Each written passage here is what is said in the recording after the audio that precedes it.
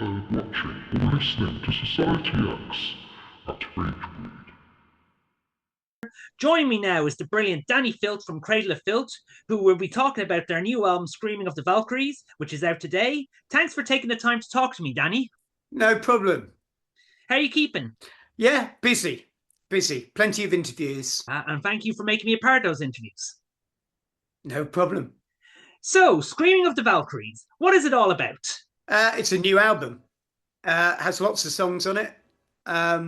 It's not I don't know what you're implying, that it's a story. It's an album with songs on it. It deals with many different things, and the songs have many different things going on in them. I don't really know how to explain it, to be honest. You need to listen to it and then tell me what you think of it. Yeah, I'm not good at explaining my own stuff. It's the title, Screaming of the Valkyries, represents a cataclysmic event. So if you were to hear the actual screaming of the Valkyries from the heavens, as if it was not a metaphorical thing, but an actuality, you'd know that it was the fall of Asgard, the fall of heaven, and it was the end of everything. So a metaphor really for maybe the world is heading toward, nuclear warfare, whatever. It's that, and it's also a very good heavy metal album title. But as a story, it's not a concept record. The album's about escapism, and there's lots of different influences, and there's vampirism, occultism, ritualization, personal, ideology, sex and death, romance, influenced by dark literature. There's a lot of different things. It's very hard to explain. The usual stuff you get on a Cradle of Filth album. Well, and unusual, but yeah. Your last album was called Existence is Futile. Do you think the title still suits with everything else that's going on in the world today? Yeah, absolutely. I think it is. And even if it wasn't, it was not a derogatory comment, basically saying that whatever you do doesn't really matter in the great scheme of things. If you could continue doing them and don't dwell on that as a prerequisite. If you could pick a catastrophic event to describe for the inspiration for those last two albums, which one would you pick? Well, whatever one we're heading towards, apparently only a few seconds away from midnight on the doomsday clock. So I would say that was probably the most important. Doomsday being the end of everything. The album was produced by Scott Adkins, who has worked with the likes of Amon Behemoth, Gamma Bond, Silosis, and Onslaught, and loads of my other favourite bands. Cradle of Filth have worked on many of their albums. What makes him your go-to guy? Well, he's almost like a seventh member of the band. He lives very close to me. The studio is very close to me. And by saying that he's the seventh member of the band, he's involved in the songwriting from the word go. He doesn't write anything, but he's a very, very good protagonist of dissection, as in he'll listen to something and say whether it's good or bad. And because we know him very well, and we have a lot of respect for him, he can say what he wants. So there's no coddling, there's no, oh, this is brilliant, the best thing I ever heard, if clearly it isn't. And he offers suggestions, and we work very closely with him on the production and new ideas, fresh ideas. He's very good at making things more concise, basically cutting out the bull. Do you ever get, for the name that's in it, because when you think Scott Adkins is also a successful martial arts actor, do you ever get people saying, oh, does he ever teach you any moves if they get mixed up with him? Well, he also has been confused, especially when I posted the pictures of myself and Ed Sheeran, and he was with us. He got confused for Jason Statham as well, which he's not overly unkeen on. So I think being confused by a martial art expert of renowned caliber, he would be very pleased with. I would. Oh yeah, same here, as I do Kempo karate myself now. So yeah, I would be happy, lovely compared to that. If I was compared to Jason Statham myself now, that would be amazing. Yeah, almost spin image. Oh, thank you. I'll take that as a compliment. It's your first album on Napalm Records. Your last two were done on Nuclear Blast. How did the transfer go from Nuclear Blast to Napalm? Quite easily. I mean, it wasn't because we were unhappy. It was because Cradle of Filth were a band filled with wanderlust and we felt like that we'd done our tenure with that label. We'd done 3 albums. We were on that label for a good 10 years, and we just wanted to change. We'd heard good things about Napalm Records.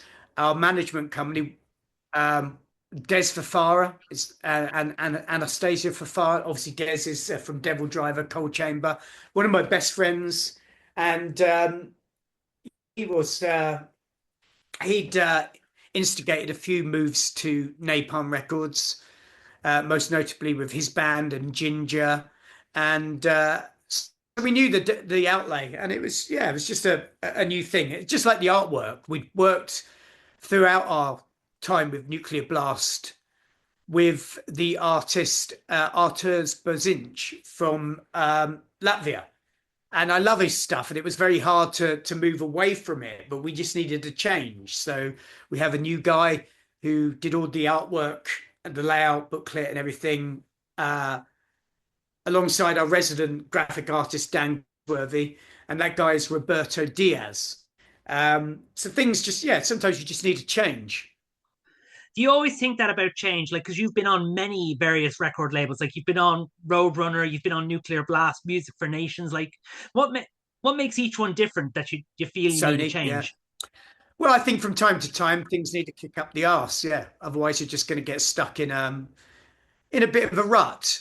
And yeah, I think change is good. What is your favorite track on Screaming of the Valkyries?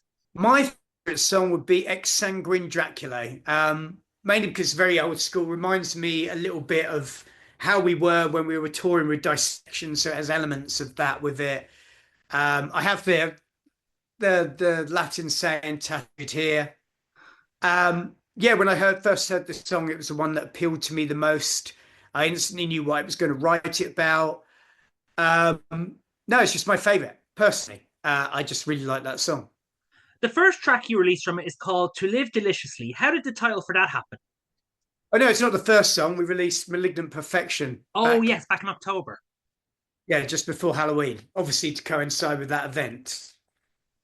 And why were they the first two tracks you released? Well, we chose those songs, Malignant Perfection, because it just seemed like the perfect first song to show people, showcase the album.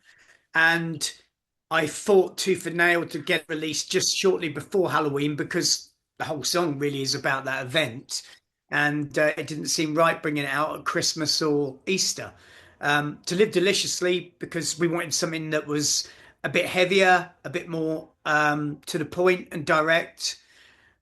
We have a track called Hellebore, which will be the next video that will be coming out next week. And again, that was chosen for various reasons, and the fact that it's just showcases the record in a different light again. I can't wait to hear that one. One song everyone was hoping to hear on the album was the upcoming duet with Cradle of Filth and Ed Sheeran. When are we going to hear that track? When it's ready to be released. At the moment, we've got a new album out and didn't want anything overshadowing it. And there's also a bit of a blast radius around whatever Ed's doing next, which I don't know. It's kept under wraps. But so it'll come out. There's no real rush for it. We've got a new album out at the moment. Nothing's changing about the song. It sounds fantastic. I just really can't talk about it at the moment because there's nothing to talk about. Okay, well, hopefully I can get you back on to talk about it again whenever you're ready for it. Which do you prefer to listen to your music on now, CD, vinyl, or Spotify? CD. I was a big vinyl fan when I was a kid, but I ended up selling a lot of it, and then I rebought everything CD before the digital uprising, and I still buy CDs. It sounds better in the car, sounds better on my system, uh, in various houses. It's my choice. Yeah, I just it also benefits the band. I want to see it in its true state. I want to see how the band wanted to present it. I want to play it in that running order. I want to look at the artwork. I want to see what they were trying to do with it. Um, okay, it takes up a room. My partner is like kind of moaning about how many, the house is getting smaller. House is getting smaller because there's so many. Every time you buy a CD, that's another bit of space taken up. Um, but unfortunately, that's the way it's going to be from now on because that's just the way I am. You like to hold on to nostalgia. You like to hold on to the memories.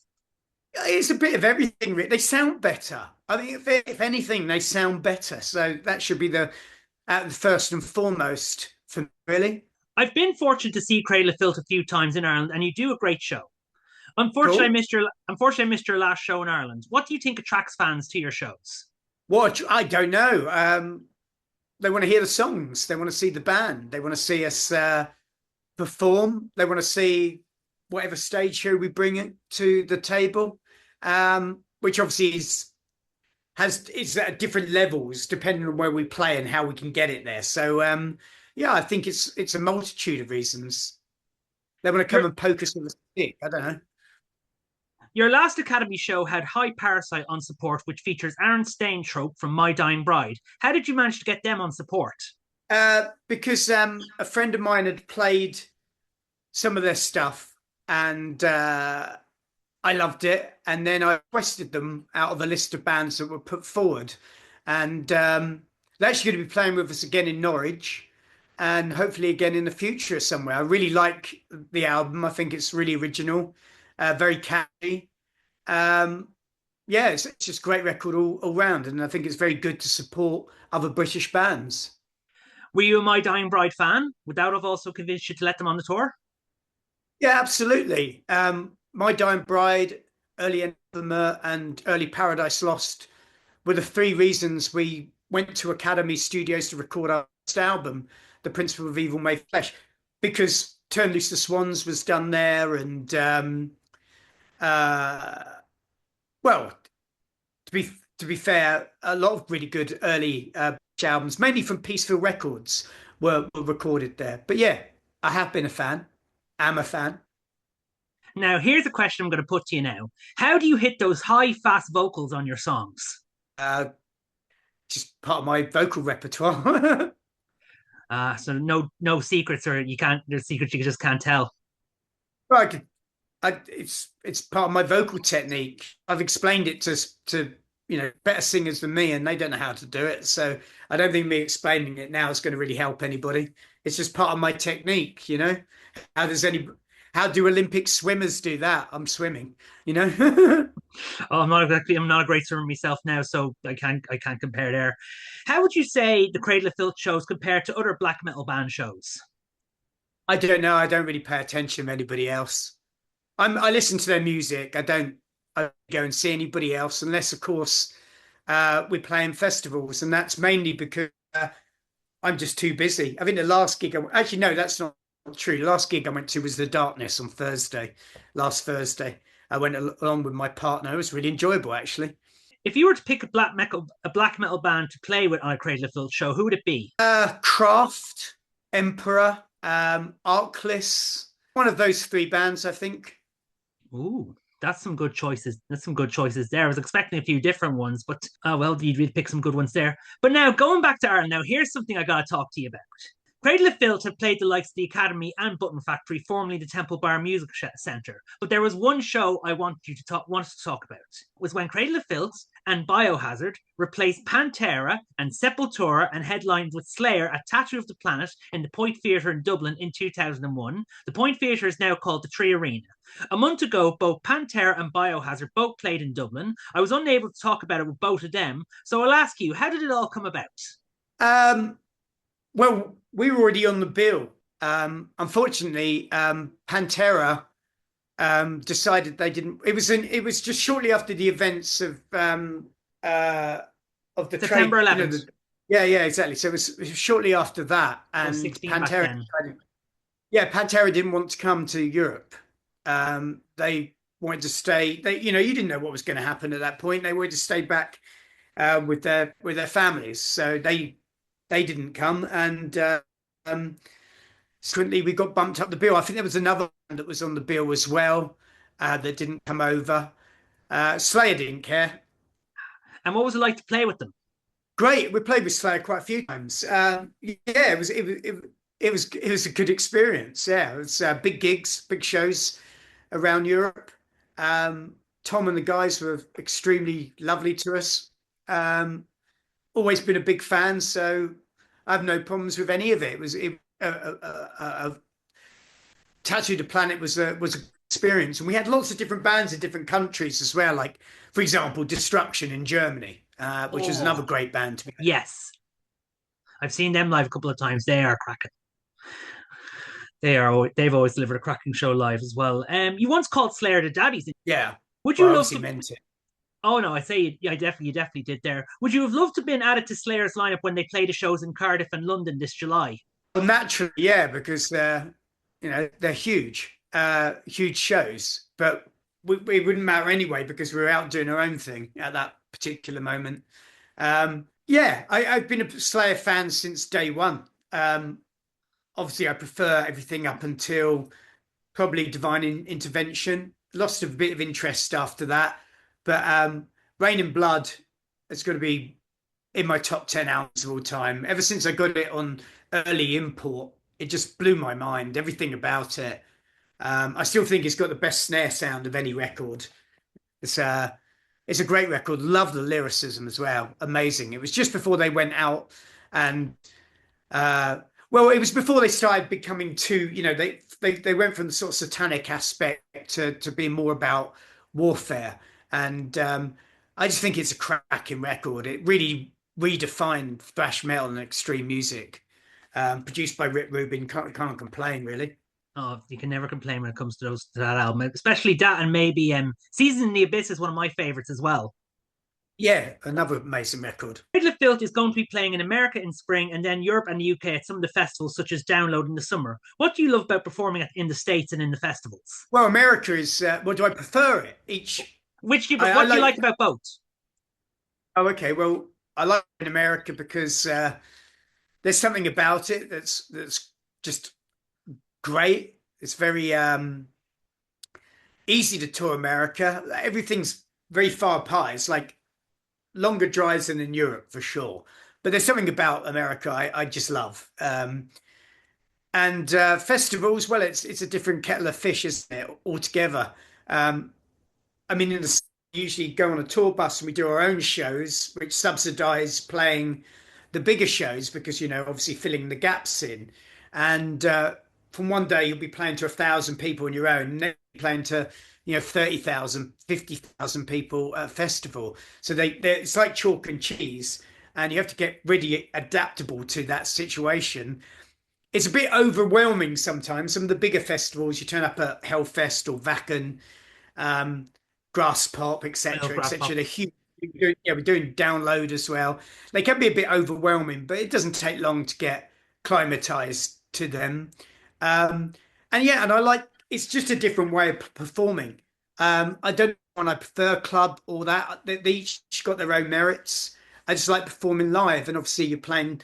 It's a bit more of a an event, isn't it? Playing a big show. People camp, and it's a holiday for them as well, and Oh, I you know. get to meet fans backstage, and usually everything that you want to see playing at the same time of. But if you can get to see another band, that's always a perk of playing a big festival. I had my first festival experience last year at Grass Pop. I loved it. Yeah, like you're going back and forth between the different stages and just to get to different bands. Like at one point, like we stayed back one of the stages at Grass Pop to see both Emperor and Dark Funeral. Me and a friend did. It was just brilliant. Yeah, yeah, yeah. I remember being there and going on the Kiss Tower with about 10 other people and having Paul Stanley, do his whatever it is rope trick. He did Yeah, that sweet thing and came and stood up by the tower. That was very weird because you're standing on there, it's about 10 people, and you look round and there's 70,000 people surrounding you. It was really hard getting there. It was, but very cool. okay. You did an interview with Loud and Proud magazine, Italy, with Terry Palom, and he was asking, was the band your solo project? Have you ever thought about breaking out a solo project before or in the future? Well, to be honest, I did my other band Devilment, which is sort of sadly defunct at the moment I because remember I'm just them. too busy with Cradle of Filth. I do have something else with a friend called that I'm working on in LA, and I'll be there a few days, well, about 8 days before I start the American tour in a studio there. But no, there's no point doing a solo project. What it's for is a vanity project, if anything. I like what I do with Cradle. It's my baby. I've been the main guy in that since '91, and Yeah, we're just too busy. If I added another project to me, I would have no social life. I have no, I've got a family, I have a partner, and yeah, we tour prolifically anyway, and it would just be something else to dilute my time. Ah, okay. Okay. Well, yeah, I suppose you have to have space for yourself to look after yourself as well and focus on other interests outside of music. Yeah, of course, yeah. If you could pick one of those interests outside of music, what would it be?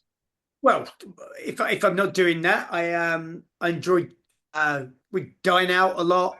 Uh, I take holiday myself, and my partner. We go away quite often.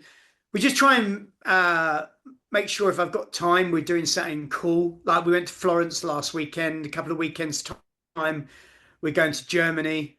Um, it's very important to relax. I work really hard, and we do a lot of shows a year, and so it's important to get away to clear your head, and also to be creative because it's you know, going away, going to interesting places, visiting museums and galleries, or just chilling out on a beach. It's all inspirational. I like driving my cars. I love theatre. I love cinema. I like writing, dabble in poetry and what have you, but that makes it sound like I've got loads and loads and loads and loads of time to spare, and I don't. You got to find a space for it somehow, but like it's all cool at the end of the day.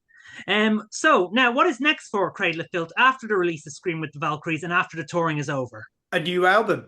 I guess it begins again. We're actually writing a record as we speak, but don't get overly excited, obviously, because it's embryonic stages.